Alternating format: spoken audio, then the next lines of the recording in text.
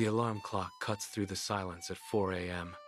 Mark stares at the ceiling, his body heavy, every muscle fiber tight and aching from the previous day of training. He does not move for a long minute. The room is freezing. He rolls out of bed, his feet hitting the cold floor, and he begins the ritual. He laces up his shoes, the sound of the tight knots the only noise in the apartment. He steps out into the street. The city is a tomb of shadows. No cars, no lights, no witnesses.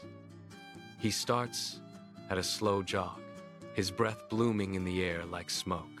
His lungs burn as the cold air hits them, but he pushes the pace.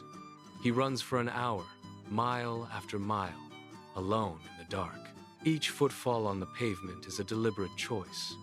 He is not running toward a finish line. He is running to prove that he can. By the time the first gray light touches the horizon, he is miles from home, his body finally warm, his rhythm locked in.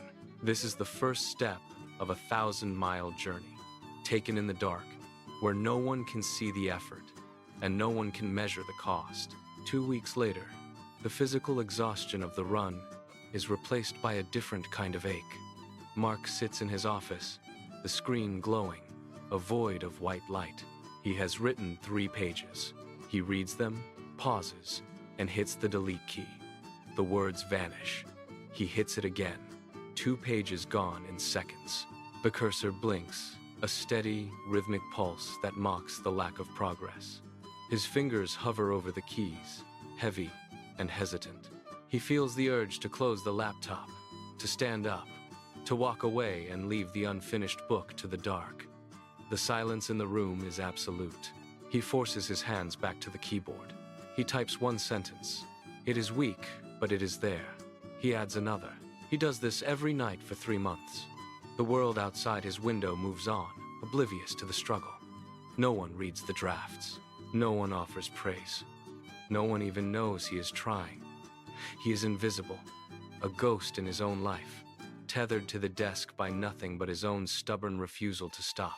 Each night he adds a paragraph, then another, building a mountain of effort that no one will ever see. He is not writing for an audience. He is writing to survive the silence. Then the winter arrived. The temperature dropped, and the cold seeped into the marrow of his bones. Mark was exhausted. His body, pushed to its limit for months, finally rebelled. He skipped a morning run, then he skipped the next. The routine that had anchored his life began to unravel. He sat at his desk, staring at the empty screen, and then he pulled up his phone. On the screen, his peers posted their latest achievements. Their growth looked rapid, effortless. He saw their crowded shelves, their public milestones, and then he looked back at his own empty desk. The contrast was a physical blow. He closed the laptop. He did not write that night. He did not write the next. A week passed, in total silence. He stood still in the center of his room, the air heavy with the weight of his own inactivity.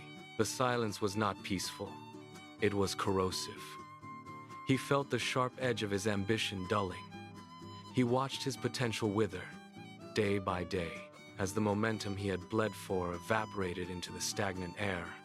The fear was no longer about failure. It was about the terrifying ease of simply doing nothing at all. The memory of the ancient teaching flickered in the dark. Be not afraid of growing slowly. Be afraid only of standing still. Mark opened the laptop. The screen flared, blindingly bright. He typed 1 paragraph. The next day, he forced himself into the cold for a 10-minute run. He stopped looking at the horizon and focused only on the pavement beneath his feet. He planted the seed and watered it, even when the soil remained dry. 6 months of labor culminated in a single click. He submitted his manuscript to a publisher. The reply arrived 3 days later. It was a rejection.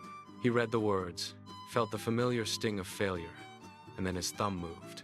He deleted the email. The screen went blank, but the cursor was no longer mocking him. It was waiting. He did not walk away. He did not close the lid. He opened a new document and began a new chapter. The choice was binary, the comfort of quitting or the discipline of the grind. He chose the grind. 1 year later, the city lights reflected against a bookstore window. Mark stopped.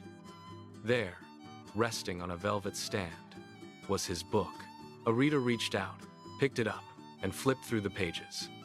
A smile touched the reader's face. Mark watched from across the street, hidden in the shadows of the evening. He realized then that the success did not happen in this moment of display. It happened in the dark, quiet hours when he chose to keep going, even when the world was silent. The difference between him and those who failed was not talent, but the simple refusal to stop. He took a deep, steadying breath. The weight of the past year dissolved into the cool night air. He turned away from the window, stepped onto the pavement, and began his next journey, one small step at a time.